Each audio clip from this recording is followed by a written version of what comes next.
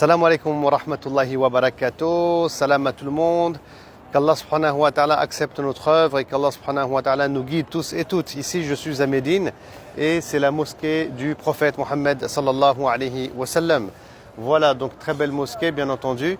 Alors ici, je voudrais juste faire quelques commentaires par rapport à l'architecture, Inch'Allah. Tout d'abord, ce beau minaret que vous voyez ici, il est de style égyptien. Il a été fait par les Fatimides.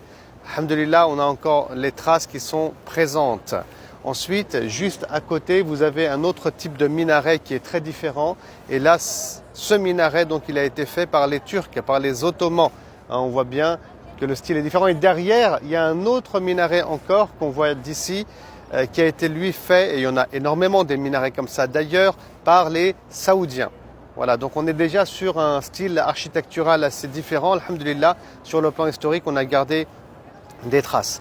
Ensuite, ici, vous avez deux dômes. Le dôme gris, tout d'abord, on dit que c'est à ce niveau-là que Othman ibn Affan, le troisième calife de l'islam, radiyallahu ta'ala anhu, dirigeait la prière. Mais ce qui va nous intéresser, nous, c'est le dôme qui est plutôt vert. Alors, il est vert aujourd'hui, il a été peint en vert sous les Ottomans, mais fut un temps, il a été blanc, il a été bleu aussi. Et il y a toute une histoire par rapport à ce dôme. Il y avait des plaques métalliques, en dessous, il y avait du bois, etc. Donc aujourd'hui, voilà à quoi il ressemble. C'est en dessous de ce dôme vert qu'est enterré le prophète sallallahu alayhi wa sallam, notre bien-aimé à tous et à toutes, et Abu Bakr as-Siddiq et ensuite Omar ibn al-Khattab. Le prophète sallallahu alayhi wa sallam, il est enterré à l'endroit même où il a quitté ce monde. Et il a quitté ce monde lorsqu'il était auprès de son épouse Aïcha radiyallahu ta'ala anha dans son appartement. Donc sous le dôme vert, vous avez donc la tombe du prophète sallallahu alayhi wa sallam d'Abu Bakr et de Omar. Puis en même temps, vous avez l'appartement de Aïcha. Puis d'ailleurs, ici, j'ouvre une parenthèse, Inch'Allah, pour vous dire que, subhanallah, on présente souvent le prophète comme un grand guerrier qui s'est battu sur le champ de bataille, mais non, présentons-le aussi comme ça. Sur un plan symbolique, c'est super important. Le prophète, sallallahu alayhi wa sallam, il est mort, la tête posée sur les genoux de son épouse. Subhanallah, c'est ainsi près de son épouse qu'il est mort, au sein de son foyer, dans sa demeure. Et sur un plan symbolique, c'est important. C'est la mort que Allah subhanahu wa ta'ala, il a choisi pour son bien-aimé sallallahu alayhi wa sallam, et qu'Allah nous accorde une belle mort, Inch'Allah.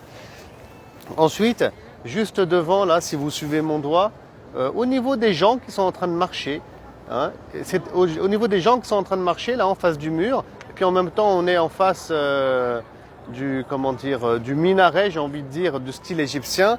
C'est à peu près à ce niveau-là que se trouvait la maison du compagnon Abu Ayyub al-Ansari radiyallahu ta'ala anhu.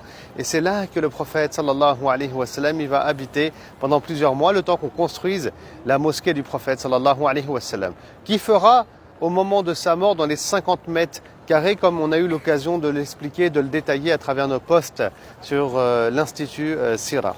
Abu Ayyub al-Ansari, radiyallahu ta'ala anhu, qui est aujourd'hui enterré à Istanbul. Et c'est un compagnon qui est très célèbre, qui faisait partie donc des Bani Najjar. Et c'est d'ailleurs dans cet endroit-là environ que la chamelle du prophète sallallahu alayhi wa sallam, Qaswa, s'était arrêtée. Voilà.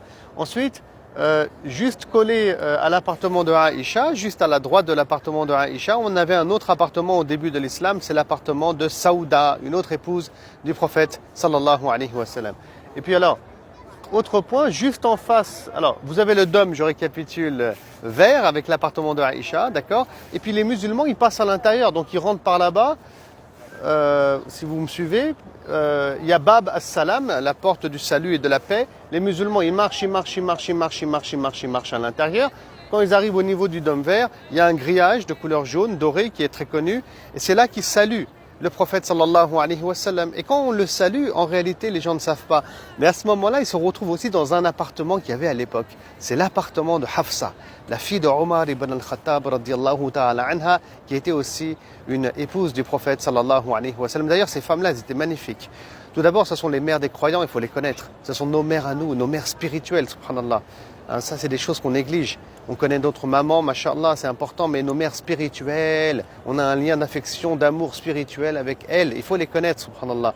Et Aïcha, radiyallahu anha, et Hafsa, qui habitait juste en face, du coup, hein, entre la demeure de Aïcha et la demeure de Abu Ayyub, si vous voulez. Eh ben, Hafsa, elle fait partie des femmes qui étaient savantes et qui avaient mémorisé le Coran et qui avaient une compréhension du Coran, comme Aïcha, qui était une femme savante et même intellectuelle, car elle connaissait des milliers de vers de poésie, Khadijati radiallahu ta'ala anha.